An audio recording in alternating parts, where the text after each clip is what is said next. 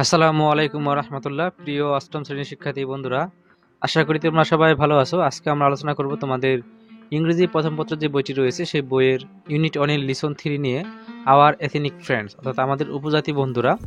এই প্যাসেজটি হচ্ছে তোমাদের ইতিপূর্বে যে তোমাদের বইয়ে 7 পৃষ্ঠা রয়েছে, সেই 7 পৃষ্ঠার আমরা এই প্যাসেজের বাংলা অনুবাদ এবং তোমাদের যে ইংলিশে যে উচ্চারণ, সেই উচ্চারণ সহ দিয়েছি।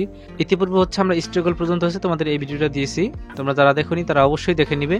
আজকে আমরা আলোচনা করব পার্ট 2 নিয়ে। স্ট্রাগলের পর থেকে হচ্ছে আজকে আমরা আলোচনা করব। তো প্রিয় শিক্ষার্থী বন্ধুরা, তোমাদের এই প্যাসেজের বাংলা উচ্চারণ অর্থ সহ দিয়েছি। চলো আমরা সেই অনুবাদটি দেখে আসি। এই হচ্ছে তোমাদের প্যাসেজ এবং এই হচ্ছে তোমাদের বাংলা উচ্চারণ, আর এটি হচ্ছে তোমাদের শব্দের অর্থাৎ এই সেন্টেন্সের অনুবাদ অর্থাৎ বাংলা অর্থ। তো আমরা দেখতে পাচ্ছি এখানে লেখা রয়েছে হচ্ছে ডিসপাইট দিস লেগেসি, অর্থাৎ এই ইতিহাস সত্ত্বেও indigenous people in Bangladesh today face challenge in preserving their language and culture.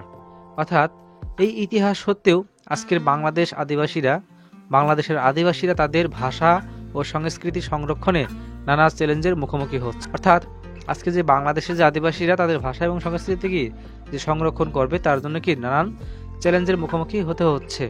The governments সরকার এফোর্টস টু ইনক্লুড সংযুক্ত করেছেন ইন্ডিজিনাস ল্যাঙ্গুয়েজ, অর্থাৎ এই আদিবাসী যে ভাষা রয়েছে সেটি কি করেছেন, ইনক্লুড করেছেন। কোথায়? In preschool and education face hurdles like a lack of trained teachers and resources for higher education. অর্থাৎ এই যে আদিবাসী যে ভাষাগুলো রয়েছে সেটি হচ্ছে কি প্রাক প্রাথমিক শিক্ষায় অন্তর্ভুক্ত করার চেষ্টা করলেও হচ্ছে এডুকেশন ফেস হার্ডলেস, অর্থাৎ হচ্ছে প্রশিক্ষিত শিক্ষকের অভাব এবং উচ্চশিক্ষার জন্য প্রয়োজনীয় উপকরণ না থাকায় তা বাস্তবায়নে কি বাধার সম্মুখীন হচ্ছে। অর্থাৎ এই যে ভাষা আদিবাসী যে ভাষাগুলো রয়েছে সেটি কিন্তু সরকার প্রাক প্রাথমিক শিক্ষা বইতে অন্তর্ভুক্ত করার চেষ্টা করেছেন, কিন্তু প্রশিক্ষিত শিক্ষকের অভাব এবং পাশাপাশি হচ্ছে উচ্চশিক্ষার জন্য যে প্রয়োজনীয় যে ব্যবস্থা সেটি কি না থাকায় এটি ব্যাহত হচ্ছে। এরপর হচ্ছে আমরা দেখব পরের স্টেপে যে additionally the 1957 construction of the Kaptai দাম, অর্থাৎ 1957 সালে হচ্ছে পাকিস্তানি সরকারের উদ্যোগে এই কাপ্তাই বাঁধের একটা সিদ্ধান্ত নেওয়া হয়।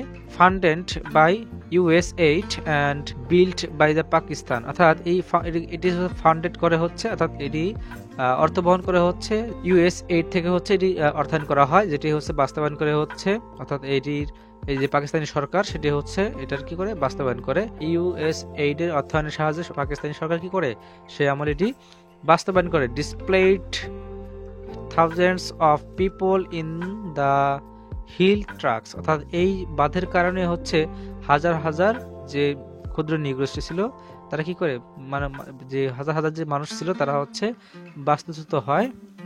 সাবমার্জিং দেয়ার Holmes and ফার্মল্যান্ডস under the Karnaphuli river, অর্থাৎ এই কর্ণফুলি নদীর যে পানি, এই পানি বৃদ্ধি পাওয়ার কারণে তাদের কি করে, তাদের হচ্ছে আন্ডার দ্য তলিয়ে যায়, তলিয়ে যায় কাপ্তাই রিভার, অর্থাৎ কাপ্তাই নদীর যে পানি তারা কি করে তলিয়ে যায়। Disrupting their livelihoods and cultural connections to the land, অর্থাৎ এই যে কাপ্তাই নদী, এই বাঁধের ফলে কাপ্তাই নদীর যে পানি সেটি হচ্ছে পানির নিচে হচ্ছে তলিয়ে যায়, তাদের ঘর বাড়ি এবং হচ্ছে কৃষি জমি এগুলো হচ্ছে কি পানির নিচে তলিয়ে যায়, এবং যা তাদের জীবনযাত্রা এবং ঐতিহ্যের যে সঙ্গে সংযুক্ত ভূখণ্ডের সম্পর্কে কি করে চিরতরে ব্যাহত হয় বা বিঘ্নিত করে।